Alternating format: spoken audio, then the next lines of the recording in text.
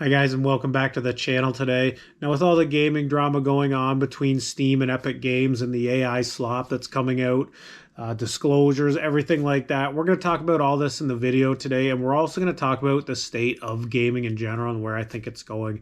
Honestly, it's not looking very good in my opinion, guys. There's so many detrimental things that are going on that it's kind of depressing. It's really made me disinterested in a lot of new games coming out. And just the landscape in general is changing so much, and I don't think it's for the better. And we're going to get right in the video and let's get it going. Okay, guys, now there's a ton of reasons why the gaming landscape is changing so much and why I believe it's getting pretty detrimental. The first thing we will touch on is the mega corporations are swallowing up the smaller studios and smaller publishers, and this happens in pretty much every industry that I've ever seen. It's really prevalent in Canada with our telecom industry and all that stuff, and I'm sure it's prevalent in every country that's around the world. I'm sure wherever you guys are from, it's the same sort of thing. So you have EA being bought by the Saudis, Microsoft bought Activision, Tencent is buying up Ubisoft here. Sony's buying up a bunch of small studios. They have been for a long time. And you're basically getting into a situation where all these large players are going to end up controlling like 90% of the gaming market. And it's really going to be brutal because, you know, when these companies buy up these, they're buying it just to solely make money. They don't really care about people who play video games. They don't care about customer satisfaction or anything. It's just about how many dollars can we get with the least amount of dollars spent. And that's how most businesses are run. And I can really see the product quality going down really fast. Now, you guys know yourself, this year's Call of Duty kind of stunk. It didn't sell well. So Microsoft's going to have a huge amount of pressure put on these Call of Duty studios to get, you know, back in the game and see if they rebound. So the AI stuff that's going on, as you all know, AI is being pushed heavily into games at this point. There's been press releases of companies showing out their new tech and how they're building worlds. You basically type build me a game world and the world will populate with something, or you can type in, you know, build me a few game characters for this game, and AI will basically spit out characters. It's really crazy. So you really don't know in the end what you're actually going to get when you buy a product. Is it something that was made by human hands? Is it was something made by just AI and some pencil pusher was just typing it in? You really don't know. So I'm kind of glad Steam is putting this disclosure on all the games that do have it. I think that's a good idea for Epic to come out and say it's stupid and they shouldn't be doing that. You can tell where their allegiance lies. Steam will probably end up being on an island against all the other companies for doing this, but I do think it's the right thing to do. And any company that doesn't want this in there, I think they're really trying to hide how much AI they're actually using in their games at this point. Now, a big problem with games going forward and presently and a little bit in the past here, guys, is there's too many levels of management and employees with their hands in these games, and you can tell the games are just designed in a boardroom.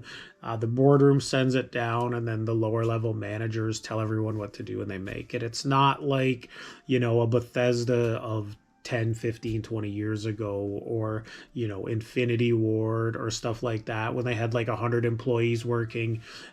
Everyone could be heard and have input and put their own creative spin on things. That's why Oblivion was so good when it came out, guys. One of my favorite games, actually my favorite game. The employees had a lot of input on quest writing and writing in general. And it's really why I've been disinterested in newer games lately. And this for me has really been like that for the past at least 3 or 4 years, guys. I just don't see much coming out that I find that interesting, that, you know, when you see it, it's like, I gotta have this. And I really miss that. Being a gamer for, you know, most of my life here, growing up, getting the Gemini as my first console and going through all the generations. Yeah, the spark is just not there for the developers and stuff. And I think the megacorps buying all these companies and just having boardrooms decide what goes into the games has really killed the spirit of gaming for me. No surprise here, a big problem is actual development time. You know, you're looking at Elder Scrolls, Fallout, you know, 10 plus years, Grand Theft Auto 6, 10 plus years. By the time we see another Red Dead Redemption, it'll probably be freaking 20 years. Who knows, guys, right? Like, all of these are taking so long. And then you have stuff like Concord and Dragon Age that came out. They took so long to make. Their target audience did not exist when these games came out. You know, hero shooters were big when Concord was being worked on, and they've kind of slowed down a little bit. You have your mainstays, of course, but trying to break into that market now, I feel like it's just not as good as it used to be. And you see studios losing 2, 3, 4, $500 million in these games.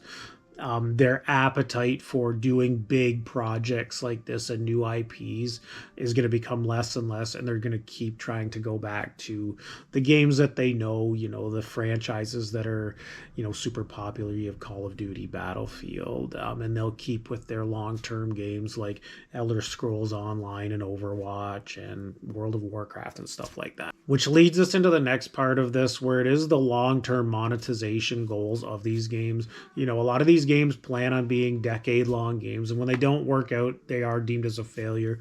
Halo Infinite, of course, was supposed to be that.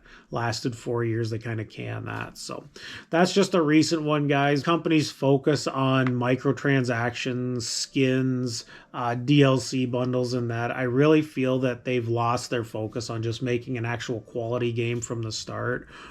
And then maybe have the stuff trickle in where people buy more and more things. Now they're just putting out a shell of a game, hoping that people like it enough that they will buy stuff for a long period of time for it. And I really don't like that. I think it's really greasy. It does work in some instances, but I think you're going to see a little bit of a reckoning with this model down the road. I think people are just getting tired of paying so much for digital content, and they will maybe not necessarily revolt, but they'll just scale back their spending. I know personally, I really don't buy bundles and stuff like this. I don't really see a big value in them. My kids were playing Roblox, so we kind of canned that because it was predatory. They play Minecraft, but they don't ask for bundles or anything. So I think more people need to just, you know, quit buying this stuff and quit supporting that behavior. Now, I'll just touch on this quickly, guys. I did a video on this before, but the hardware costs are going up substantially with all these AI data centers gobbling up so much RAM and GPU power and stuff. The price of consoles, PCs, anything like that is going to be crazy. But I think if you see an actual generation after the next one that comes out, the prices on that will be astronomical. Now, by the way they are talking, Xbox is already saying they're making a high-end PC hybrid console, so that's going to be expensive. Their little handhelds are already like $1,000 plus here in Canada, so it's a little ridiculous. I'm sure Sony will be in that normal ballpark of, you know, $600-700 now. And then the Steam machine doesn't sound like it's going to get subsidized, so it'll be a little bit pricey. But as time goes on, I think people are just probably going to not buy these consoles, or they'll wait till they're a generation behind or something. And with Microsoft pushing cloud gaming, I think the writing is on the wall for them in the console business in the long term. I really don't think they'll be making many more after the next generation. I think they'll go full PC. And as for the prices, when people have to choose between, you know, mortgage payments and food or a video game console, you know what they're going to pick, guys. So it is what it is. So another thing I really dislike and how it's been going is the actual subscription-based model, from Game Pass to everything in daily life seems to be on a subscription, you know, TV, internet, whatever the hell it is. It doesn't matter. But the problem is with these subscriptions, you lose your power as a consumer, in my opinion, because you either subscribe to this stuff or you pay a ridiculous amount for a game. You know, paying $120 for a video game is just a non-starter for me at this point. And really, if you go into your local Walmart, Best Buy, the video game section gets smaller every year. There's hardly any Xbox stuff in the video game sections of any of these stores anymore, and the writing is on the wall there, guys. I really think that the Switch type stuff is probably going to be the last physical media type standing, just because it is cartridge based. But again, a lot of their games they sell are just online codes in the box anyways. And if they completely do away with physical media, which is kind of how it looks like it's going, we are going to be held hostage by these big corporations. And it's either you're going to pay a subscription or you're going to pay $100 for a digital game. And that's just the way it's going to be if you want to play. It really sucks. And the price of the actual subscriptions themselves, back in the old days, they were pretty reasonable. But, you know, here in Canada, guys, we're, I think, $35 for the Ultimate I'm paying right now. Then you add your tax, you're up to $40. Like $40 a month may not seem like a lot of money in the long run, but you're getting nickel and dime by Microsoft, Netflix, Amazon, Disney, all this shit where you got to pay monthly for. It really does piss me off, and I'm kind of sounding like an angry boomer here, and maybe I am, but I want to be able to just buy a game, put it in my machine, play it, take it out. If I want to sell it, I can sell it. If I want to trade it, I can trade it. If you want to swap games with buddies or do whatever the hell you want with it, or just put it on a shelf for, display purposes so I can play it 10 years later, I want to be able to do that. But you can't do that anymore. It really sucks. And then when these games get older and no one's playing them, the servers get shut down. It really is a lose-lose. The consumers really did this to themselves by being lazy and downloaded stuff digitally, guys. We should have never let this happen, but we did as a society. And these companies just ran with it. Like, honestly, we are freaking screwed. The only way you're going to get around this shit is to play your retro stuff that does not require online service or servers or anything like that. I'm laughing. I got like thousands of games out in the garage. I really don't care if I only get to play my old games in the future. But the hell if I'm paying $100 for a digital game, guys, I'm just not. The last part I want to touch on this is franchise fatigue. Now, I know this video has been a little bit ranty, but it's just been something that's brewing lately and in the past few years about how gaming is going and how it really does kind of suck. So anyways, as for the franchise fatigue, guys, me personally, I even tried playing Fallout 3 the other day just for nostalgia to put it in, and I couldn't even get through the first part of it. I was just like, yeah, I'm kind of bored with this now. Don't get me wrong, when a new Fallout comes out, I'll definitely be playing it. But I found this with Call of Duty. Even though the multiplayer was good, I think I'm over it. I think I need something new to play. Battlefield looks awesome, but again, I've played all the other Battlefields. I don't really have an inclining to play this one, and I don't know if I'm going to. It's just like this for so many franchises. They just put the same thing out every year. I really enjoyed Assassin's Creed Odyssey, but I've played so many of those. I'm just not that interested in them, and it's really sad. And I think that's why I'm so disinterested in so much of the new stuff. A lot of the stuff is just soulless crap, or it's the same franchise made over and over. It's like there's not anything really cool and creative coming out that I've seen. Again, I'm not up on the indie scene, guys. The AA stuff, I'm really not aware of it either. I really need to start looking at that. But from the AAA stuff, it's just not doing it for me anymore, and I'm kind of sad about it. I wish there was some cool stuff on the horizon. Like, yeah, would I wait 3-4 years maybe for an Elder Scrolls?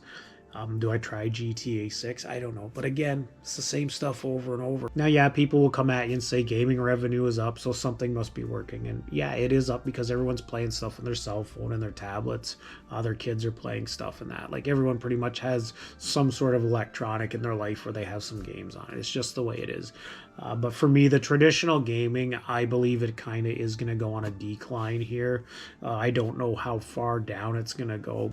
But I really do think the glory days of gaming have passed us by, guys. And if you did get to live through it and play all this stuff, then kudos to you. But it is troubling times when Call of Duty kind of falls off its perch being the top dog for a while and stuff. So things are changing, and they will keep changing.